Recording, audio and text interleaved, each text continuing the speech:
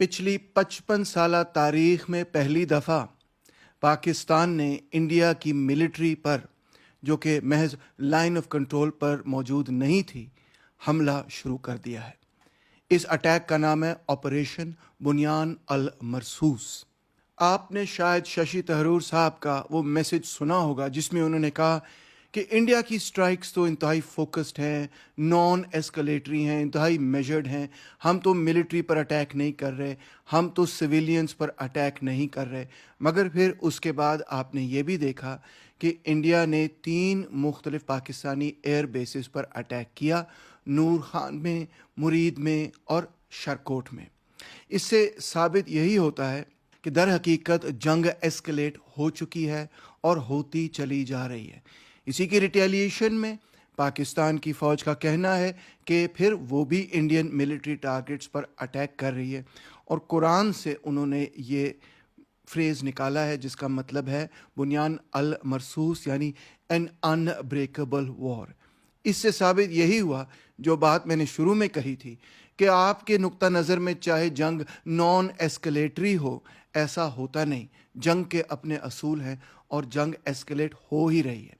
और अगर ये इसी तरह एस्केलेट होती चली गई तो हर स्ट्राइक के बदले में अगली स्ट्राइक उससे ज़्यादा होगी, और जैसे जैसे ये सिलसिला, ये नेगेटिव साइकिल बढ़ता चला जाएगा तो इसकी फाइनल एस्केलेशन सिर्फ और सिर्फ न्यूक्लियर डिस्ट्रक्शन में ही होगी।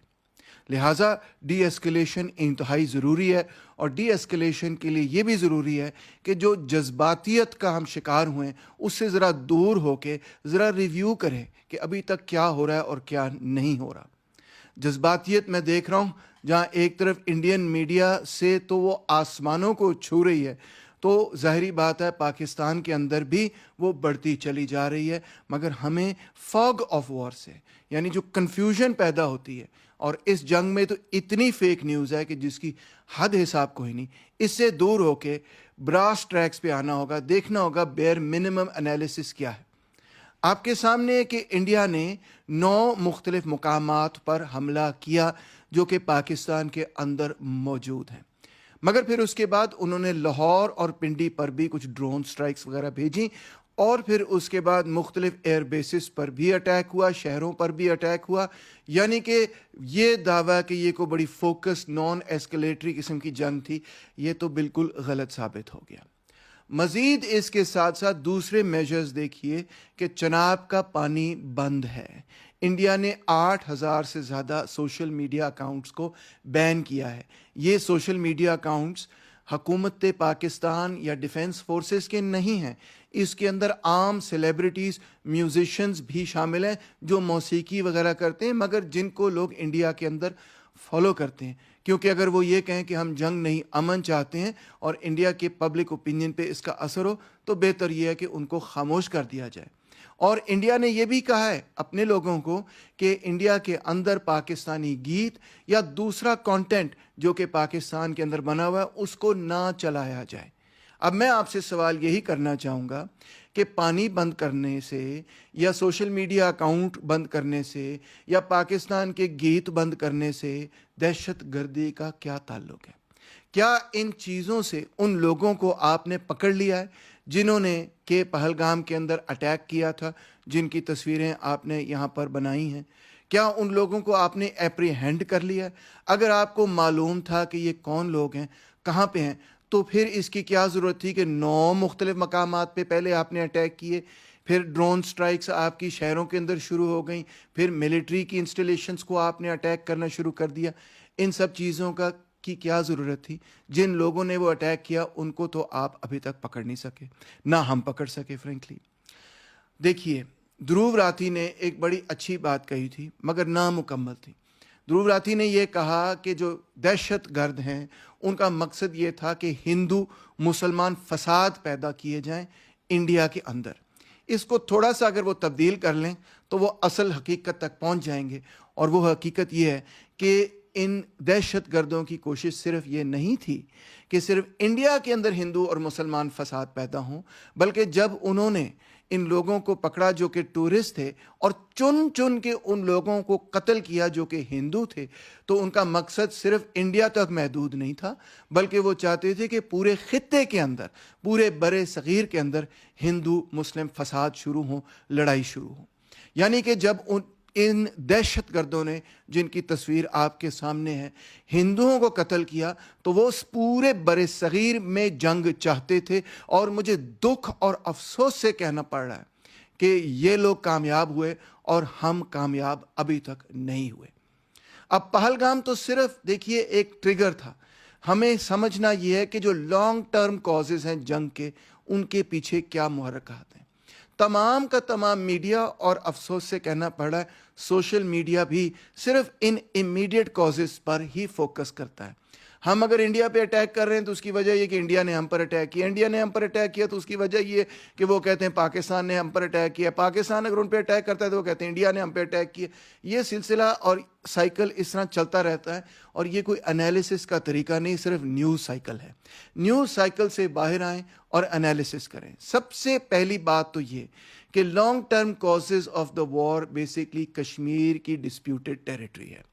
کشمیر وہ انعام ہے جو اس جنگ کے نتیجے میں یا انڈیا یا پاکستان کو ملنا ہے۔ اس میں ایک بہت بڑی آبادی بھی ہے، ٹورزم بھی ہے، مگر سب سے اہم بات یہ کہ وہاں سے پانی آتا ہے۔ واٹر پہ کنٹرول ایک کی فیکٹر ہے اس پوری چیز میں۔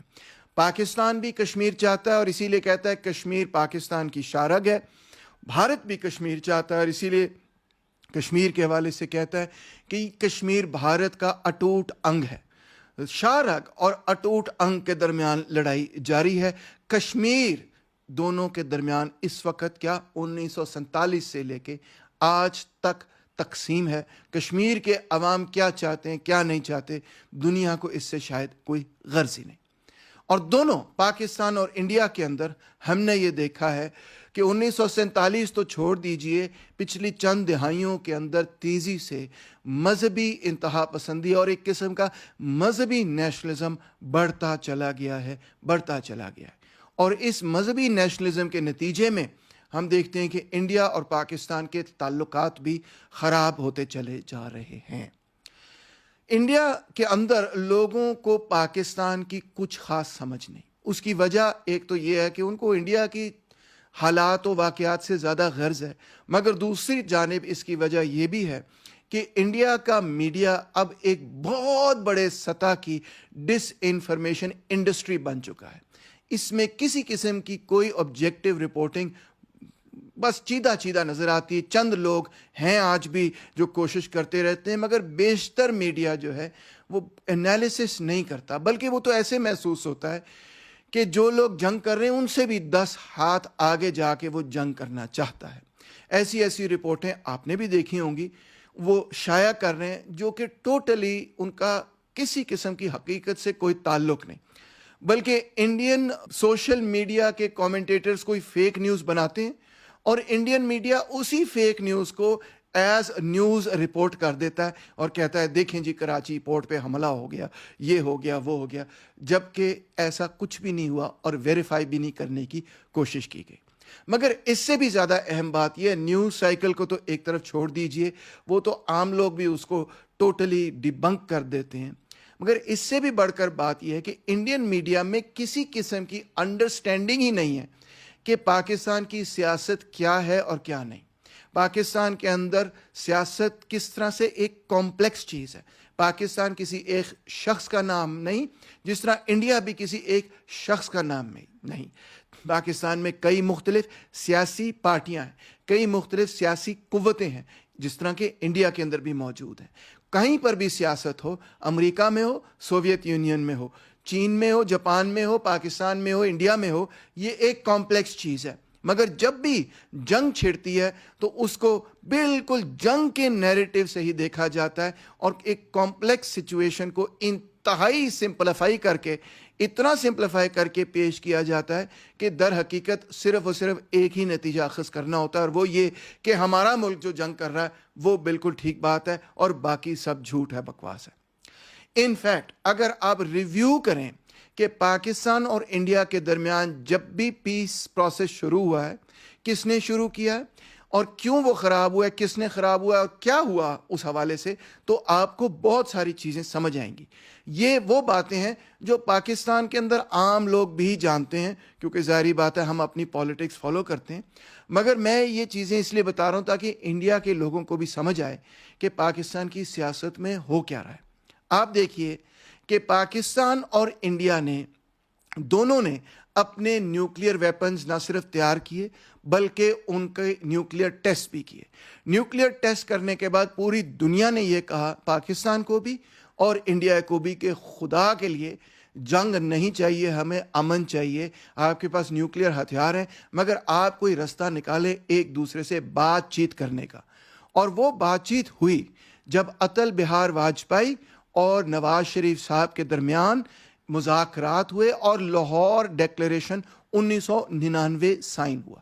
اور یہ ایک لینڈ مارک اگریمنٹ تھی، ایک بہت بڑا کام تھا، اور میں سمجھتا ہوں کہ اس میں جو اگریمنٹ ہوئی تھی اس سے واقعی ایک کمٹمنٹ نظر آتی تھی کہ پیس پروسیس شروع ہوگا، ڈائیلاگ سے سارے مسئلے حل کریں گے، نیوکلیئر رسک، وار کا جو رسک ہے اس کو کم کریں گے، اس کے لیے میجرز لیں گے۔ جو شملہ ایگریمنٹ 1972 کا ہے جس میں یہ طے کیا گیا تھا کہ تمام معاملات پرامن طریقے سے حل کرنے کی کوشش کریں گے بشمول کشمیر کے معاملات، اس کے حوالے سے پاکستان اور انڈیا دونوں نے یہ کہا کہ ہم اس کو ری افرم کرتے ہیں، ہم اسی پر کھڑے ہیں، اور ہائی لیول ریگولر ڈائیلاگ شروع ہوا پاکستان انڈیا کے درمیان۔ اور یہ بھی کہا گیا، غور سے سنیے گا، کہ لائن آف کنٹرول کو رسپیکٹ کیا جائے گا، اس کو تبدیل یا توڑنے کی کوشش نہیں کی جائے گی۔ آیا کہ یہ لاہور ڈیکلیریشن شاید آپ کے خیال میں کوئی معمولی سی بات تھی، اہم سی کوئی بات تھی؟ ایسا بالکل نہیں تھا، یہ ایک بہت بڑا تاریخی کام تھا۔ مگر کیا ہوا، اس کے چند مہینے کے بعد اس وقت کے چیف آف آرمی سٹاف یعنی جنرل پرویز مشرف صاحب نے ایک ملٹری آپریشن شروع کیا کارگل میں، اور اس جنگ کے نتیجے میں لاہور ڈیکلیریشن کا سارا امن معاہدہ مکمل طور پہ ختم ہو گیا۔ نواز شریف صاحب نے یہ کہا آن ریکارڈ کہ مجھے تو کارگل کی خبر ہی نہیں کی گئی تھی، میں تو انڈیا سے امن چاہتا تھا، یہ مشرف صاحب نے خود سے کر دیا۔ اس لڑائی کے نتیجے میں نواز شریف صاحب کے خلاف ملٹری کو ہوا اور 9 سال پھر مشرف صاحب کی حکومت یہاں پر قائم رہی۔ یہ پاکستان کی تاریخ کا وہ حصہ ہے جو بچے کو پتہ ہونا چاہیے۔ مگر پھر 2001 میں جب وار آن ٹیرر کا معاملہ شروع ہوا، جو 9/11 کے واقعے کے بعد امریکہ نے یہ فیصلہ کیا کہ ہم افغانستان میں اپنی فوجیں بھیج رہے ہیں، تو انہوں نے جنرل مشرف سے بھی یہ کہا کہ آپ ہمارے یا تو ساتھ کھڑے ہوں یا پھر ہم یہ سمجھیں گے کہ ہاں آپ ہمارے خلاف ہیں۔ تو جنرل مشرف، جو کہ اس وقت لیجیٹیمیسی سے سفر کر رہے تھے کیونکہ وہ کوئی الیکٹڈ پریزیڈنٹ پرائم منسٹر نہیں تھے، انہوں نے فیصلہ کیا کہ میں امریکہ کے ساتھ وار آن ٹیرر میں شامل ہوں گا۔ وہ وار آن ٹیرر میں شامل ہوئے اور اس وقت پاکستان کا فوکس سارا افغانستان بن گیا، اور لہٰذا انہوں نے خود فیصلہ کیا کہ میں انڈیا سے دوستی کروں گا، کیونکہ ایک فرنٹ پہ ہم فوکس کر سکتے ہیں، 2 فرنٹس پہ ہم فوکس نہیں کر سکتے۔ تو مشرف صاحب نے خود پھر پیس پروسیس شروع کیا، اور 2004 سے لے کے 2008 تک ایک کمپوزٹ ڈائیلاگ پروسیس شروع ہوا۔ کمپوزٹ ڈائیلاگ کا مطلب یہ کہ ہر چیز پہ انہوں نے ڈائیلاگ کھول دیا۔ 2004 میں جو سارک سمٹ شروع ہوا، یہ ایک بہت بڑا بریک تھرو تھا۔ مشرف صاحب اور حکومت نے یہ کہا کہ آئندہ پاکستان کی سرزمین کسی صورت بھی انڈیا کے خلاف ٹیررزم کے لیے استعمال نہیں ہوگی، اور انڈیا نے بھی یہ وعدہ کیا۔ 2005 کے اندر بس سروس شروع ہوگی سری نگر اور مظفر آباد کے درمیان، ٹریڈ تجارت شروع ہو گئی، even Kashmir line of control کے پار بھی تجارت شروع ہو گئی۔ یہی وہ وقت تھا 2005 میں جب پہلی دفعہ انڈیا کے کمیونسٹ لیڈر پاکستان آئے، اور مجھے اور کامریڈ امداد قاضی کو یہ شرف حاصل ہے کہ ہم نے ان کو پاکستان کے اندر ریسیو کیا۔ یہ ہمارے لیے ایک بہت بڑی بات تھی۔ 2005 سے 7 تک بیک چینل ٹاک شروع ہوئے، ایون کہ آپ اندازہ کریں کہ انٹیلیجنس ایجنسیز کے آپس میں ڈائلاگ شروع ہوئے. انہوں نے کہا کہ ہم کسی قسم کے طریقے سے بارڈر کو ری ڈرا نہیں کریں گے, بارڈر کو تبدیل نہیں کریں گے, ہم بارڈر کو ڈی ملٹرائز کریں گے, ہم سیلف گورننس اور اٹانومی کو قبول کریں گے کشمیر کی دونوں طرف, ہم جوائنٹ میکنزم بنائیں گے ایڈمنسٹریشن کے لیے. اس حد تک بات گئی. منموہن سنگھ اور مشرف صاحب کی پھر ملاقات ہوئی ہوانا کے اندر. وہاں پہ انہوں نے ایک اور بہت بڑا قدم اٹھایا. انہوں نے کہا ہم جوائنٹ اینٹی ٹیرر میکنزم بنائیں گے. اندازہ کریں کہ انڈیا اور پاکستان نے فیصلہ کیا کہ دہشت گردی کے خلاف ہم ایک جوائنٹ میکنزم بنائیں گے, ہم مل کر دہشت گردی کو خطے میں ختم کریں گے. 2008 میں جب زرداری صاحب کی حکومت آئی تو انہوں نے یہ کہہ دیا, جو کہ بڑی کنٹروورشل بات ہے اگر آپ سوچیں. انہوں نے کہا Kashmiris should be allowed to live wherever they want in Pakistan, in India اور بھی انڈیپینڈنٹ. اس حد تک زرداری صاحب نے بھی کہہ دیا کہ جی وہ پاکستان میں رہنا چاہتے ہیں, انڈیا میں رہنا چاہتے ہیں یا آزاد رہنا چاہتے ہیں, یہ کشمیریوں کا معاملہ ہے, ان کی مرضی ہے, ان کا اختیار ہے. آپ سوچیں کیا ہوا اس کا رزلٹ. جیسے یہ پروسیس اس نہج پر پہنچا تو لشکر طیبہ نے 2008 کے اندر ممبئی کے اندر اٹیک شروع کر دیے اور 166 بے گناہ لوگوں کو قتل کیا. اس کے نتیجے میں وہ کمپوزٹ ڈائلاگ کا پورا پروسیس بالکل نیست و نابود ہو گیا, تباہ ہو گیا.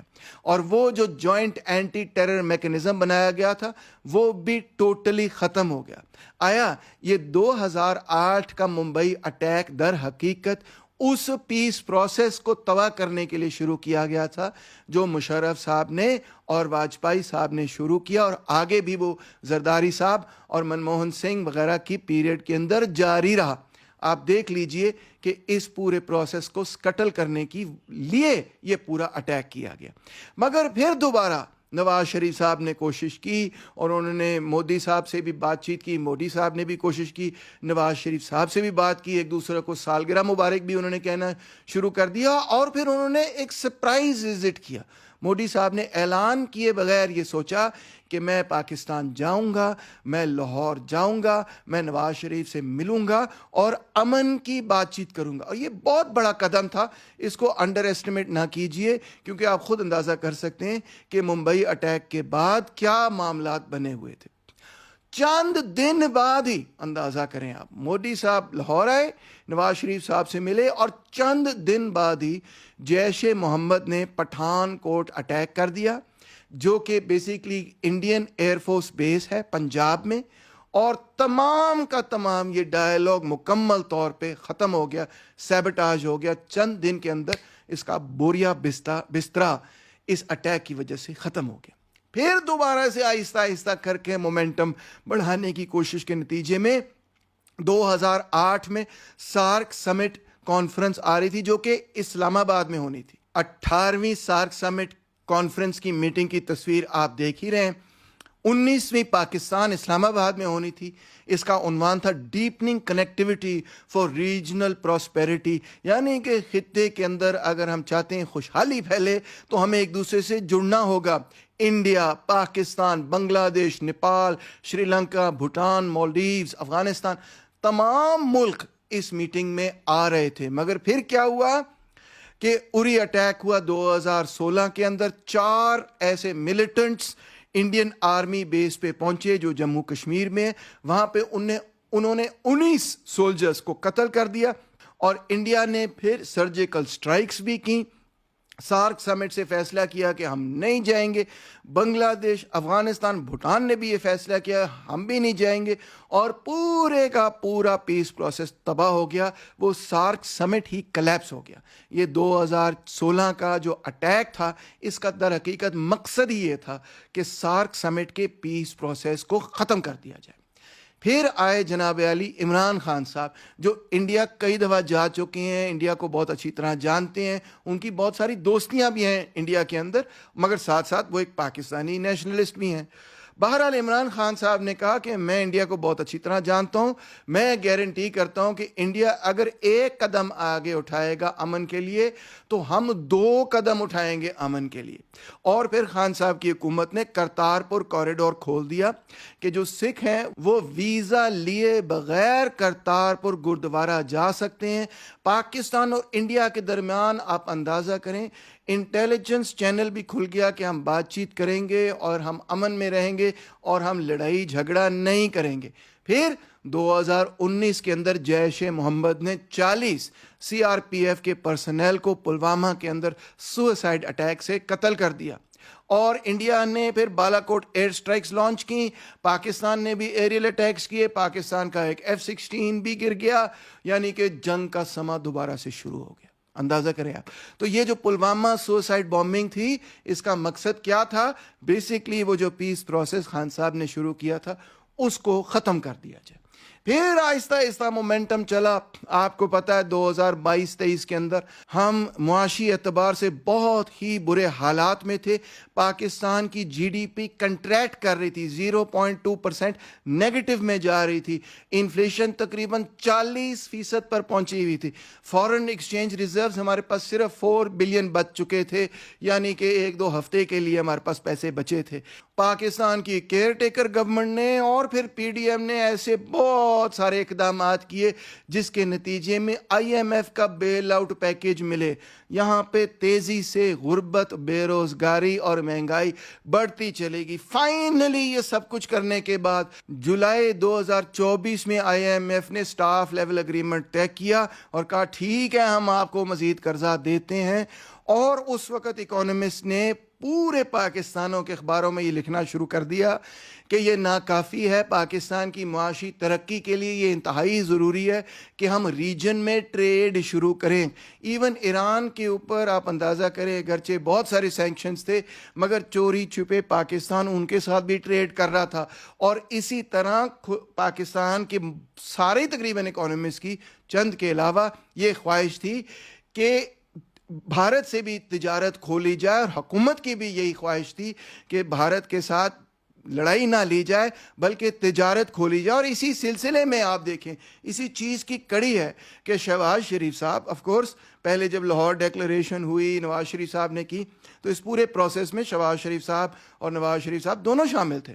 تو 5 فروری جب کشمیر ڈے آیا تو جو اسپیشل سیشن تھا پاکستان کشمیر لیجسلیٹو اسمبلی کا جو مظفر آباد میں ہوئی, شہباز شریف صاحب نے تقریر میں کیا کہا سنیے, we want all issues including Kashmir to be resolved through talks. ہم لڑنا نہیں چاہتے, ہم چاہتے ہیں کہ صرف بات چیت کے ذریعے یہ معاملہ حل ہو. پھر مارچ 2025 میں فارن آفس نے یہ کہا کہ اب ہم انڈیا پاکستان تجارت کے لیے جو پروپوزلز ہیں ان کا ریویو شروع کر رہے ہیں, ہم تجارت شروع کرنے لگیں. اپریل 2025 میں بزنس کمیونٹی کی ملاقات ہوئی پاکستان کی حکومت سے, اور انہوں نے بھی یہ کہا کہ اگر اکانومی کو ریوائیو کرنا ہے تو بھارت کے ساتھ تجارت شروع کر دی جائے.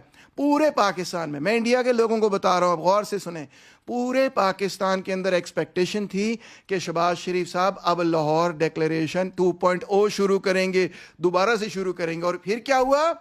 اپریل 22 2025 کو پہلگام اٹیک ہوا جس میں وائلنٹ طریقے سے 26 ٹورسٹ جو کہ ہندو تھے ان کو قتل کیا گیا اور انڈیا کے اندر سوگ منایا گیا. اور انڈیا نے پھر یہ فیصلہ کیا کہ ہم لڑائی لیں گے, ہم پنش کریں گے پاکستان کو. چناب کا پانی بند کر دیا گیا, سوشل میڈیا اکاؤنٹ بند کر دیے گئے, ویزاز کینسل کر دیے گئے, پاکستانیوں سے کہا گھر چلے جائیں آپ. انہوں نے یہ کہا کہ پاکستان کے اندر جو چیزیں پروڈیوس ہوتی ہیں, گانے یہ بھی انڈیا کے اندر نہ دکھائے جائیں. اور پھر انہوں نے اس کے بعد میسائل سٹرائکس بھی کی, ڈرونز بھی بھیجے, اور جو سب کچھ کیا وہ آپ کے سامنے ہے.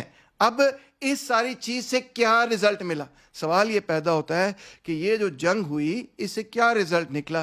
غور سے سنیے گا کیونکہ میں جانتا ہوں کہ انڈیا کے لوگ پاکستان کے اندر جو پچھلے 20 سالوں سے سیاست ہو رہی ہے اس کو نہیں سمجھتے, اس کو نہیں جانتے. جب بھی ٹویٹر پہ بات چیت ہوتی ہے تو ایک اتنا بڑی جنرلٹی پیدا کر دیتے ہیں جس سے صاف ظاہر ہوتا ہے کہ ان کو پتہ ہی نہیں کہ پاکستان کے اندر سیاست کیا ہوتی رہی ہے.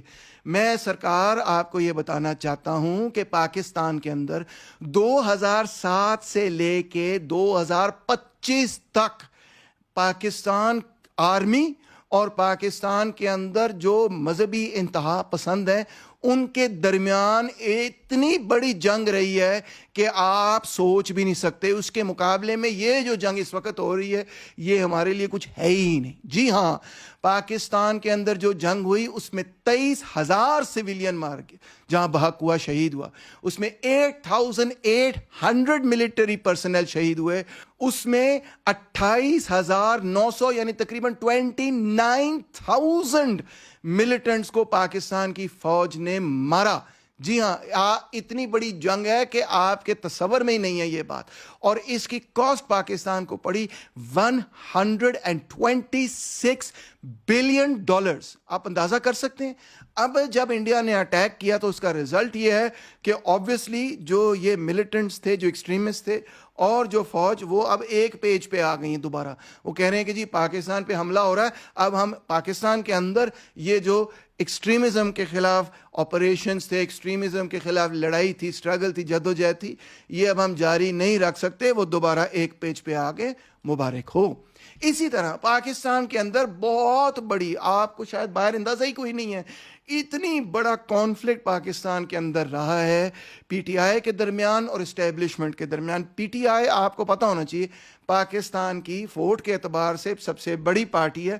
باقی ساری پارٹیوں نے مل کر اتحاد کیا ہوا ہے اور اس لیے انہوں نے اپنی حکومت بنائی ہوئی ہے. مگر یہ بہت پاکستان کے اندر کنٹروورشل بات ہے. عمران خان صاحب جیل کے اندر ہیں اور بہت بڑی تحریک ہے پاکستان کے اندر کہ ان کو رہا کیا جائے. اس تحریک کو دبانے کے لیے پیکا کا معاملہ بھی ہے کہ پریس کو ذرا دبایا جائے. ٹویٹر پہ بھی بین لگا رہا جو اب ریموو ہوا ہے جا کے. 26ویں آئینی ترمیم بھی انٹروڈیوس کی گئی. ای سی پی رولنگ آئی الیکشن کمیشن آف پاکستان کی کہ پی ٹی آئی کو ہم سیاسی پارٹی نہیں مانتے. باقاعدہ ملٹری کورٹس قائم ہوئے پاکستان کے اندر. کورٹس تو پہلے تھے مگر ان کی جورسڈکشن بڑھائی گئی کہ وہ سویلینز کو بھی ٹرائی کریں 9 مئی کے واقعات کے ساتھ. اب یہ سارے کا سارا کانفلکٹ بالکل ڈیپ فریزر میں چلا گیا ہے.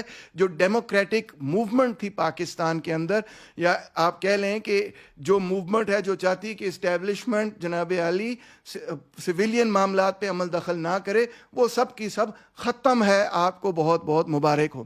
تیسری بات میں نے آپ کو بتایا کہ 90 کی دہائی سے لے کے آج تک پاکستان کے اندر ایک بہت بڑی کنسٹیچوئنسی ہے جو انڈیا کے ساتھ, بھارت کے ساتھ امن نہ صرف چاہتی ہے بلکہ تجارت چاہتی ہے. جی ہاں, اور یہ نہیں کہ یہ کوئی چند لیفٹسٹ ہیں میرے جیسے جو کوئی اثر و رسوخ شاید نہیں رکھتے, بلکہ یہ کہ یہ ہائیسٹ لیول آف گورنمنٹ پہ بات ہوئی ہے.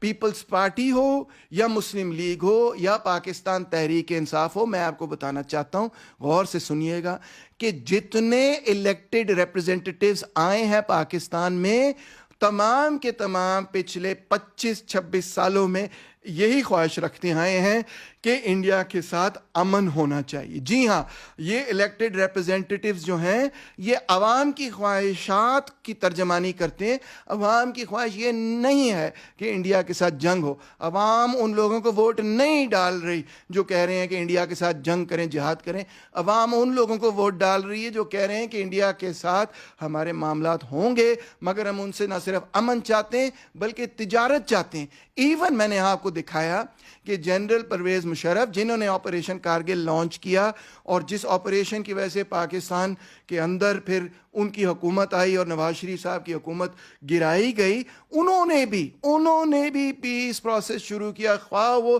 جیو اسٹریٹجک وجوہات سے ہی کیا ہو مگر وہ بڑا دور رس اور بہت ہی کمپریہنسو پیس پروجیکٹ تھا. بلکہ لوگ تو یہ بھی کہتے ہیں کہ مشرف صاحب کا جو کمپریہنسو ڈائلاگ تھا وہ لاہور ڈیکلیریشن سے بھی آگے چلا گیا تھا.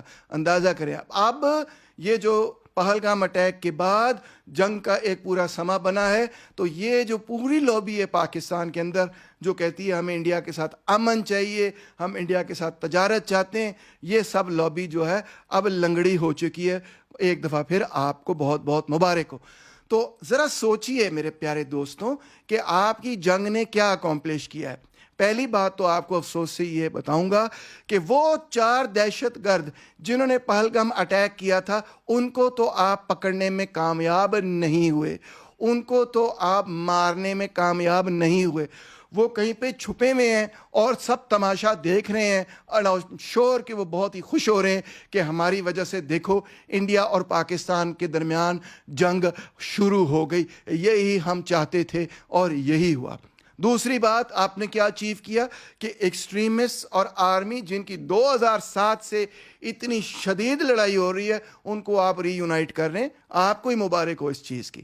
تیسری بات یہ کہ جو ڈیموکریٹک موومنٹ پاکستان کے اندر ہے, اور یاد رکھیے کہ جب پاکستان کے اندر ڈیموکریٹک موومنٹ کامیاب ہوتی ہے تو تبھی پاکستان کے اندر پیس پروسیس بھی مضبوط ہوتا ہے. یہ دونوں چیزیں ایک دوسرے کے ساتھ جڑی ہوئی ہیں. تو یہ ڈیموکریٹک موومنٹ اور وہ پورے کا پورا پیس پروسیس, یہ سب کا سب پروسیس جو ہے آپ نے اس جنگ چھیڑ کے تباہ و برباد کر دیا ہے, یا کم سے کم اس کو ڈیپ فریزر میں رکھ دیا ہے. اس لیے میں دوبارہ سے کہوں گا کہ آپ کے مفاد میں بھی ہے اور ہمارے مفاد میں بھی ہے, پاکستانیوں کے مفاد میں بھی ہے اور بھارت کے تمام لوگوں کے مفاد میں بھی ہے, خطے کے مفاد میں بھی ہے اور دنیا کے مفاد میں بھی ہے کہ ہمارے پاس نیوکلیئر ہتھیار ہیں. ہمیں اپنے معاملات صرف اور صرف بات چیت سے حل کرنے چاہیے. ہمیں جنگ کی ضرورت نہیں ہے. ابھی بھی وقت ہے.